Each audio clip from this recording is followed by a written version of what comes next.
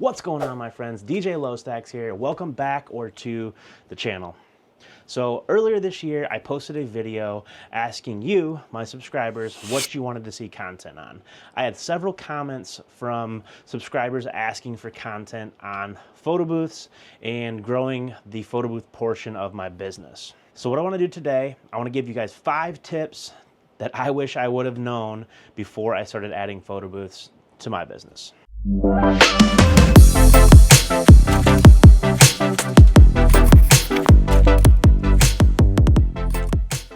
So the first tip is choosing a booth. Now the reason that this is a tip is I'm going to tell you which booth I would recommend. So you have iPad-based booths, you have DSLR camera-based booths, and you have a 360 booth. Now the 360 is kind of a class of its own, but out of the 3, the one that I would pick first and foremost would be a DSLR booth.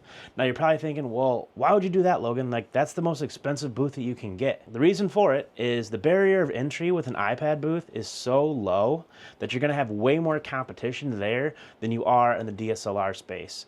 It also takes way better quality photos, and it's something that you can advertise to your clients that it's a better, a better booth, a better quality image than what you're gonna get from the iPad-based booths. Now, I do own 3 salsa booths. I have 1 chips and guac, and I also have the tortilla 360. So shameless plug here, I am an affiliate for Photo Booth Supply Co. So if you'd like to purchase a booth from them, I would highly recommend and really appreciate it if you use my affiliate link down in the description. Now, the chips and guac, I feel, is their best booth. It has a DSLR camera in it. It has the iPad in it as well, so it still does photos, GIFs, and boomerangs, and then it also has the option for prints. So if I were to add a booth to my business today, it would definitely be the DSLR booth, just based on the photo quality and the images that it captures. So second is going to be a tough one. This one is going to be separating the photo booth brand from your DJ brand. Now this might sound crazy and it might sound like a lot of work, but when I separated the photo booth brand from my main brand, I noticed a huge uptick in bookings because I was now advertising as a photo booth company, not a DJ company that had photo booths. So when people are searching, you're going to come up sooner on the rankings. I definitely would also recommend putting photo booth in your name so that Google starts to recognize you. You got the SEO going. Have a separate website. You can still definitely have a page on your main site that links you to the photo booth page, but have a separate website. So on your photo booth link on your main site, have it just forward over to your photo booth website, and then start building out that. Have a Google My Business. Start asking for reviews. Start with friends. Just have them leave you a review. No, that's not cheating. Just do it. Get some reviews going. Get a Google My Business, and I definitely think separating the brand is huge. Another tip here that is kind of along the same lines of separating the brand. This might be a little controversial, but I say make the brand feminine. Now here's the reason.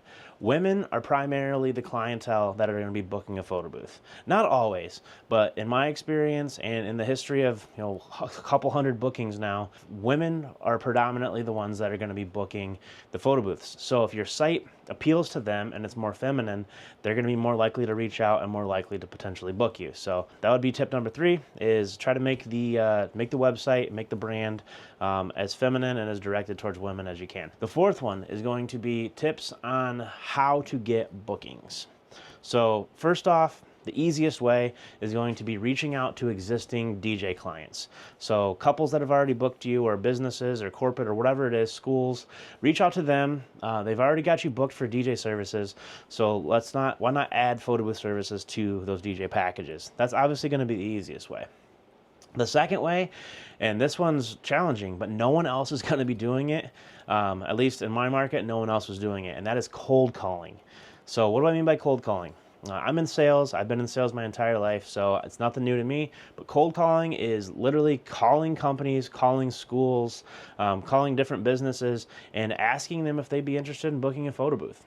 They might not have anything coming up right away, but they might have an event in the future, a corporate event or whatever, that they might want to book a photo booth for. Also, check out your local groups. So like Facebook groups, things like that.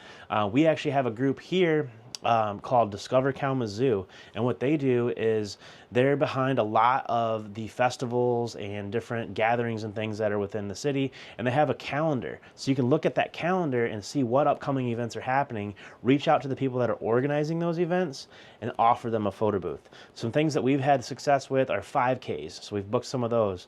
We've had Chili Cook-Off, which is like a downtown thing where a bunch of different local businesses cook different chilies, and then they do a contest and see who has the best one. So we've reached out to events like that.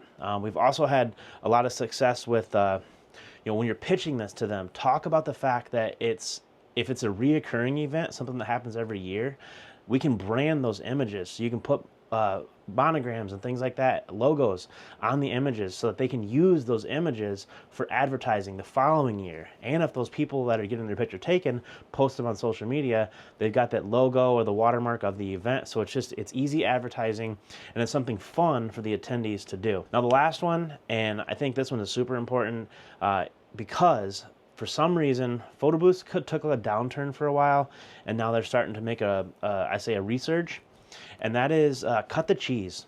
And what I mean by that is get rid of the cheesy props. Photo booths have this bad rap of being this kind of corny thing, especially to the higher end wedding clients that I'm working with. A lot of them are standoffish about photo booths because they don't want the cheesy hats and the glasses and the boas and all that stuff. They think that that's corny, and I understand that. So cut those props out.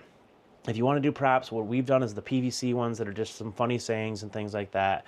But for the most part, pitch this to your current clients as just an elevated experience, a way for them to capture candid photos of their guests that aren't necessarily from their photographer. One thing that's really cool about this is it brings people together. So to tell them that they'll have pictures of both sets of the family in photo booth pictures together, people being funny and goofy and just acting themselves. With us, we do not send an attendant unless there's prints. So a huge selling point there is without an attendant there, the guests are more likely to be themselves with it and kind of let loose. So those are 5 tips that I would recommend. I'm no pro at the photo booth business by any means, but I've had a lot of success. We added 83 photo booth events to our weddings last year, and I think we're going to do that, if not more. My goal is at least 100 photo booth events for this year as its own brand. So we have 3 salsas, we have a chips and guac, and we also have the 360 booth from Photo Booth Supply Co. So we're fully invested in the Photo Booth Supply Co. brand, and it's been a great way to add some extra revenue to our business. So if you're interested in picking up a Photo Booth Supply Co. booth, link down below in the description.